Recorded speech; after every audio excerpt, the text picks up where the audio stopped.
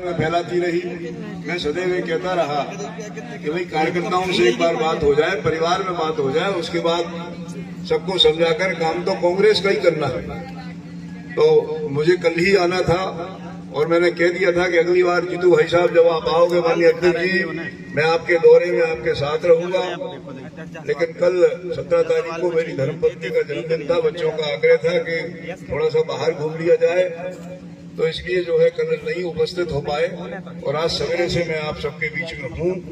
कांग्रेस के प्रत्याशी कुंवर घनश्याम सिंह जी के स्वभाव के बारे में, उनके कार्य व्यवहार के बारे में, उनकी सरलता सहजता के बारे में, उनकी ईमानदारी के बारे में जितना कुछ कहा जाए उतना कम है। बहुत अच्छे हमारे प्रत्याशी हैं। मैंने जीतू भैया और हम जब भोपाल में बैठे थे, कुंवर घनश्याम जी भी साथ में थे, तो मैं खुद कह के आया था कि हम दोनों में से किसी को भी टिकट दे दो, क्योंकि राजेंद्र भारती जी भाई साहब यह कह चुके थे कि मेरे परिवार से कोई चुनाव लड़ेगा नहीं। हम लोग ये भी चाहते थे कि दतिया का उपचुनाव एक ईमानदार व्यक्ति जीते। चुनाव में चूंकि उस समय यह लग रहा था कि प्रत्याशी पूर्व मंत्री डॉक्टर नरोत्तम मिश्रा जी ही होंगे, परंतु उनके साथ उनकी पार्टी ने जो किया, मेरी पूरी सहानुभूति उनके साथ है। लेकिन जो वो लोगों के साथ करते रहे, समय चक्र ऐसा है कि जैसा आप करोगे लौट कर वैसा ही आपको भी प्राप्ति होगी। तो ऐसा उनको मिला है। जैसी करनी सो वैसी भरनी।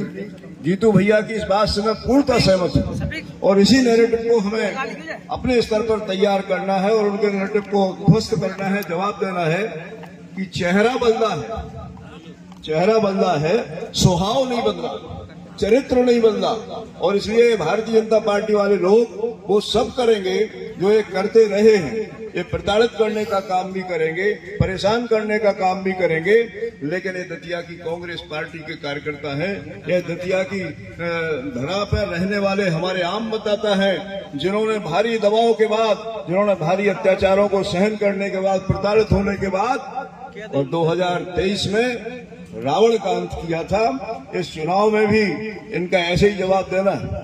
हम सब अच्छे से जानते हैं, जीतू भैया ने बहुत विस्तार से लेकिन बहुत अच्छे से बातें समझाई हैं। निश्चित रूप से पैसे का लालच आएगा, निश्चित रूप से दारू बांटी जाएगी और लोभ लालच दिए जाएंगे। लेकिन हमें केवल एक बात का ध्यान रखना है कि कैसी भी परिस्थितियां हो जाएं, कैसी भी स्थितियां हो जाएं, इस बार पुनः उपचुनाव में, क्योंकि हमें तो जनादेश 5 साल के लिए मिला था, हम चुनाव में हराने का काम करेंगे।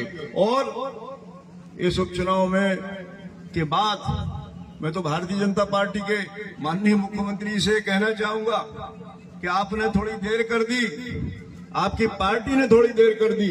हम तो ये मांग कर रहे थे 2023 के चुनाव के समय से कि इनको यहाँ से दतिया से विदा करो तो हमारे दतिया के परिवार एकल भोजन से मुक्त हो जाएं।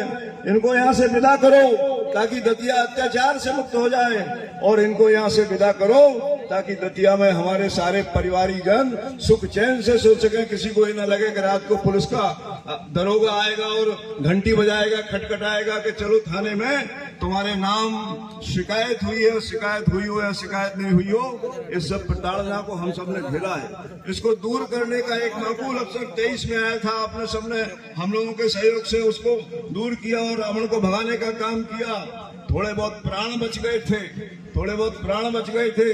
वो इनको इनकी पार्टी के अंतर विरोध ने इस बार समाप्त करने का काम किया है। इसलिए उनकी पार्टी के लोगों को भी बहुत बहुत धन्यवाद। भ्रम फैलाते थे यह हो जाएगा, वह हो जाएगा। जीतू भैया की एक बात से मैं पुनः सहमत हूँ, यह भी भ्रम फैलाया जा रहा है। हम कार्यकर्ताओं को शिथिल करने के लिए हमें शिथिल नहीं होना है कि नरोत्तम मिश्रा वाला कार्यकर्ता और कांग्रेस की तरफ शिफ्ट हो रहा है। जिनको शिफ्ट होना है वो अपने आप शिफ्ट हो जाएंगे। लेकिन हमें पूरी ईमानदारी के साथ, तन्मयता के साथ काम करना है। और एक चीज को ध्यान रखना है, इसके साथ ही अपनी बात को समाप्त करूंगा। कार्यकर्ताओं की बैठक में लंबी चौड़ी बात नहीं करना चाहिए कि बूथ जीते तो चुनाव जीते। पंकज भाई और अवनीश भाई